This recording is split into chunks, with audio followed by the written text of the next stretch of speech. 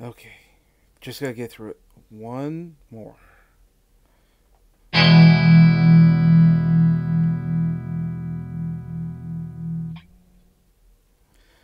So yeah, this was I'm off to a late start today with all these drawings, getting them done, and technically, by the time I finished this, by the time I was already done, it was like 1 o'clock in the morning, and I had to edit the video and cut it down. So technically, this drawing is a day late, and this is for the other one, the Drawlloween. I think it's what it's called. At least that's what the hashtag's going around. And yeah, so I tried to continue up with the whole Halloween Monster Girl kind of a theme, uh, which was inspired for me. It was inspired by another friend of mine who's also an artist, and she decided throughout this whole art competition she's just gonna do Monster Girls all the way through, and she does a lot of like cute Monster Girls. I thought, well, let's see if I can do the same. Most of what I do is kind of hit or miss, but at least I gave it a go. So for this one, I tried to keep it relatively simple.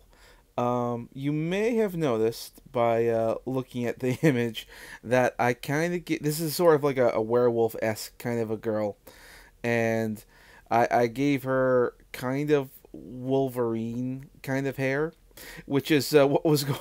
Which, if you've seen some of the other characters in the Marvel universe, they kind of have similar aspects. I remember reading a comic, and it was like a Wolverine origin story, and it's sort of like there's different types of mutants, and Wolverine is a member of a type of mutant that is more associated with the concept of werewolves and animal people than anything else. So I think like the proper term is like lycanthrope or something like that. You know, like similar to what they would say call werewolves in the Underworld movie, the lycanthropes or whatever. So I think it's the same, supposed to be the same concept. So I thought, well, it's okay. It's kind of a you can tell a Wolverine from a badger. Well, technically Wolverines are badgers, but it's kind of like genetically telling the difference from one species to the next. I thought that was actually pretty well done. So I emulated that and gave her the hair. I think there's another character in, I want to say X Force. I think the character is called Wolfsbane, and she's pretty much the same thing. And then Alpha Flight has their little Sasquatch character, which is also the same type of mutant. They have variations in varying degrees of powers and abilities. Not all of them have a healing power. Some of them are just hairy. Some of them are big. Some have more enhanced strength and bear senses. So that was essentially one of the many concepts of those mutants. So yeah, I tried emulating that, and yeah, it was a nice little fun experience. It wasn't a very complicated image. I didn't do a full body or anything, which was fine because I wanted to get it done quick.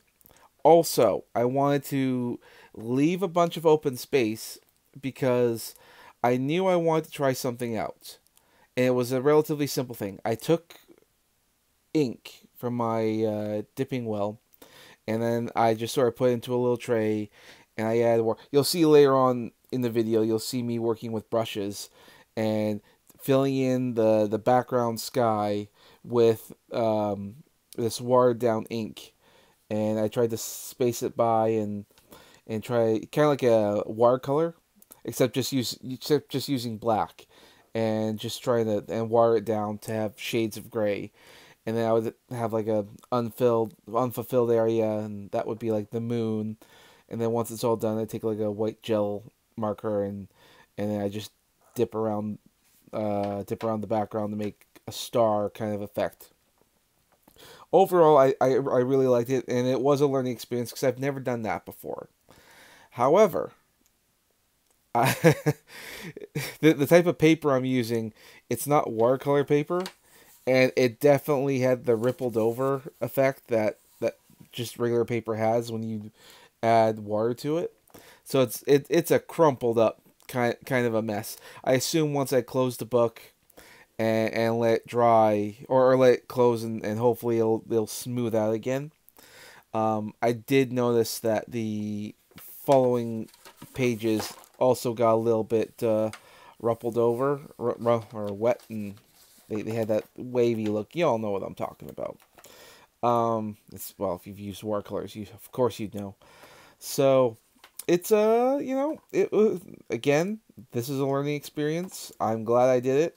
I learned something out of it, and if I ever want to try it again, well, I'll definitely have a point of reference to go on. So yeah, I'll leave it there. You'll see what I'm talking about later on in the video, and yeah, thanks again for watching. Take care, guys. Bye bye.